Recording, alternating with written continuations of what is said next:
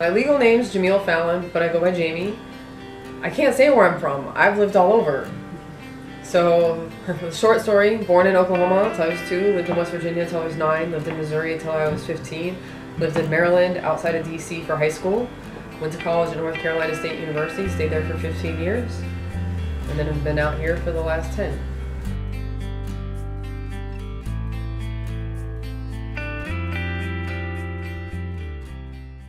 I have learned that when I tell people my life story, a lot of people can't handle my life story because it challenges their notion of the America and the justice and what they think they've been taught and how it works. People want to look at abuse as a unilateral thing. Mm-hmm. It is not. Abuse has a myriad of motivations, a myriad of representations, a myriad of causalities and manifestations. From the ones you see on the news, the women that are beat up, the women that are in the hospital, the domestic violence and the phone calls that get made. The true statistics are those aren't the women that end up dead. The women that end up dead are the women that are married control freak husbands who want to control everything and anything about their lives, and you never see because there isn't ever any mark, or the mark is well hidden, or there is never any physical abuse until they're driven so far and you're speaking up for yourself as a woman going, wait, why can't I have keys to my car? Why can't I go to my master's program that I'm enrolled in at UCLA, and you're getting mad at me because I'm supposed to bring food to class and I don't know what's going on with you. I don't know why you're yelling me in the car driving down the 101 and beating me in front of my son in the front seat of the car who is 3 years old, and I'm opening the door to get out of the car. He gets off because I'll get out of a freaking moving vehicle to not be killed. When I am threatened and told, I will cut you up and I will kill you and I will make sure that you are over in those mountains and you cannot be found.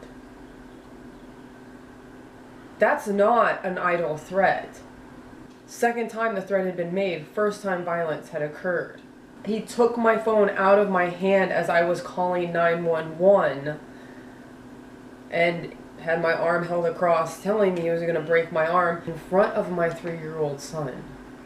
I didn't take her keys, and the keys magically appeared somewhere on the carpet of the car, and so did my phone. He was arrested that night. He got somebody from church to post bail. He came back to the house the next day. He had a move-out order. Didn't want to move out. I continued because I am a fighter. He's like, no, you hit me, you threatened to murder me, that's end of story. There is no more. For the first year, sure, he went to anger management. Oh, that was a joke and a half. The anger management person who's supposed to run anger management, I'm supposed to be able to call them, tell them if he's out, if he's misbehaving, if he's doing anything, and he's not supposed to tell him. Oh yeah, he violated all of it. Told him when I called, told him everything, told him where I lived, everything. I had a restraining order, I had a permanent restraining order that he fought me on, but I had an attorney. I got a permanent restraining order in California. It's what's called a CLETS order, which means it's supposed to come up whenever they're pulled over. Still just a joke. Hayden goes to school. His dad shows up at school, I have a restraining order. The cop comes, goes, oh, well, the dad tells me he's allowed to be here. Are you kidding me?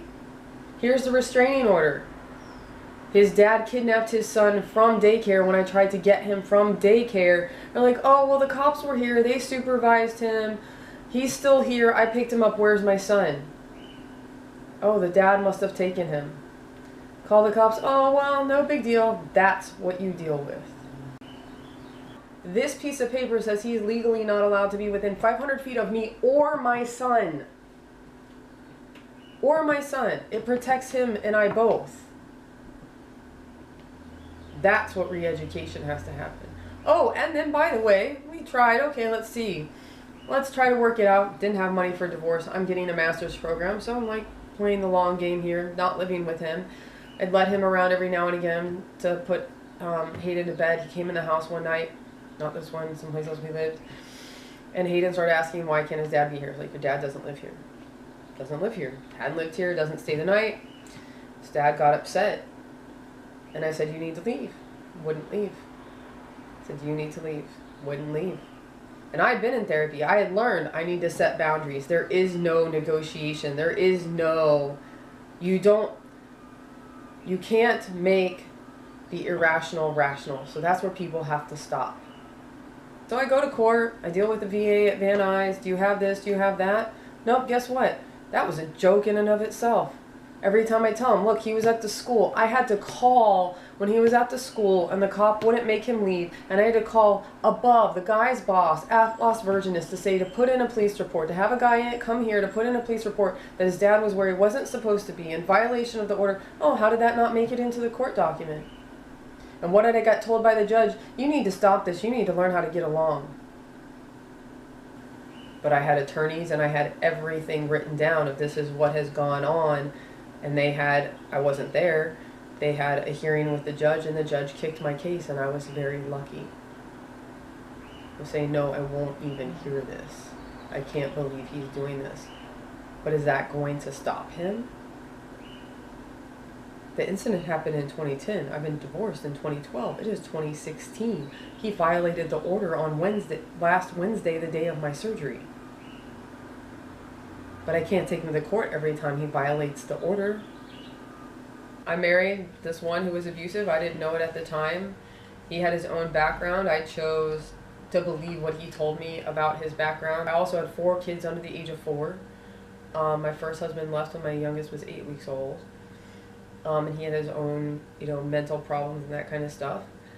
I would say I can say this in hindsight now, but I'm pretty sure my second husband was probably a predator.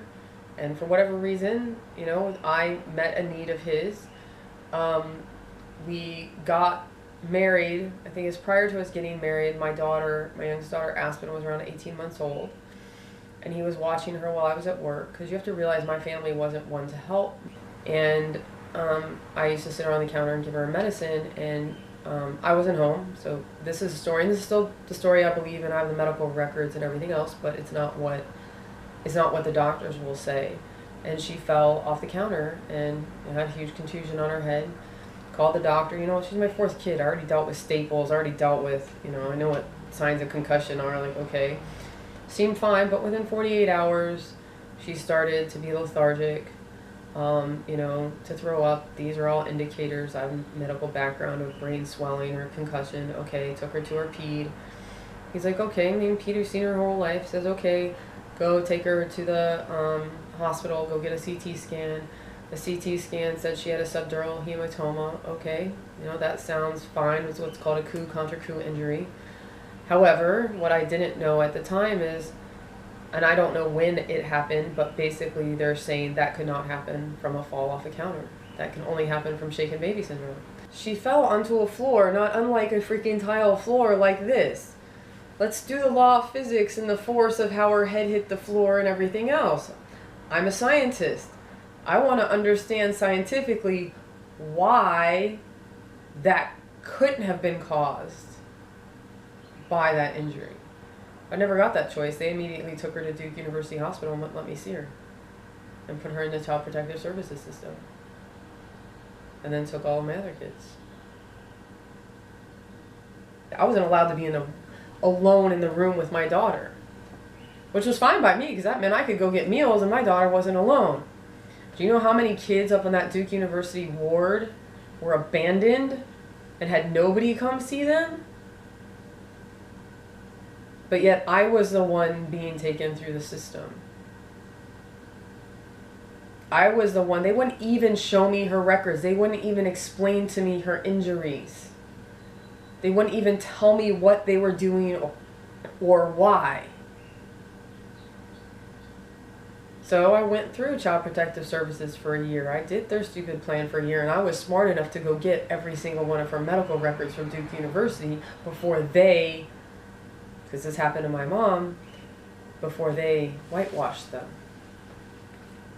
Couldn't see my husband for a year. Did that whole plan, did everything they wanted to do, had a caseworker, and then I specifically asked, so if he comes back after a year, are you going to come take my kids? Comes back in town. I'd had a job. I had my job offer here at Amgen, and it was Martin Luther King Day weekend, and they're like, no, unless a new call comes in. of new abuse, we won't take him. Well, that was a lie. So he flew into town on Saturday. It's Martin Luther King, so, you have Monday off. My kids, cops came to my house and took my kids on that Monday. We drove back to Oklahoma, and they went back with their dad, and within 24 hours of being back with their real dad, he had called Oklahoma Child Protective Services, and they were taken back into foster care, and that's the last time I saw them. Until their dad died in September. Rather than me having my kids, he wanted them in foster care. And once that happened in the state of Oklahoma, how it works is there's certain wording that they'll use to terminate your parental rights. And I still had Hayden, my youngest son. So I made a call to voluntarily terminate my parental rights to my 4 other kids, because had they determined I was unfit, that could have put Hayden in jeopardy here. And I wasn't going to do that. That was the hardest decision I ever had to make. But what that meant was that I didn't have parental rights to them, but whoever my kids lived with, it'd just be like you with my kids. They could decide what that relationship would look like. But my kids have had a lot of brainwashing, so the story my kids got told was that the court said you couldn't see your mom. But guess what? I have no parental rights, but I have to provide child support and medical coverage for all of my kids. And then my son, so I get to talk to them now once they got with guardians, and I was able to talk to my girls, but my son got kicked out of the guardian, so he's back with his grandparents, but their dad died due to drug interactions this past September. And nobody wanted me to fly out there, but I went out there for his funeral. I was married to him for 10 years. And it's the first time I'd gotten to see my kids, but nobody wanted me to be there.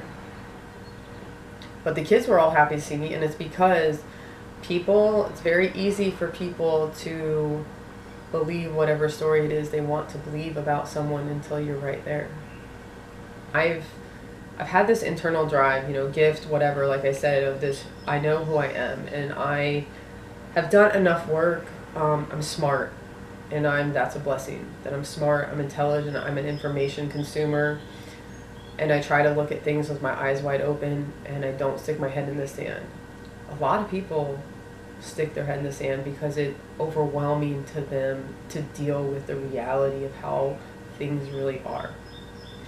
So I think it takes time and it takes active practice to shift your perspective.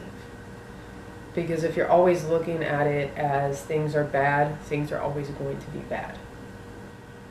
I'm a fighter. It's in my bloodline. It's whatever. It's who I'm hardwired to be. But it's also given me a lot of compassion and acceptance for people who I have to accept them for where they're at, and not try to make them be somewhere they can't be, and figure out what I need to do in that situation, but very much be about me. What am I reacting to? What am I doing? Because all any of us can do is control our own reactions. And this is my own personal opinion, but I think we've gotten away from personal accountability in our culture. And until we start really looking at ourselves and changing ourselves, it makes it really hard to make a bigger change. It's a conscious choice of what kind of life do you want to live. And it is a conscious choice. Go travel anywhere in the world, and you can find people, who have nothing, who are the happiest, most joyful people. It is a choice. I want my children to know they have a choice. They don't need to be defined by what happened to them, but they're going to have to honor it. They're going to have to confront it. They're going to have to own it. And then they're going to have to let go of it and move forward.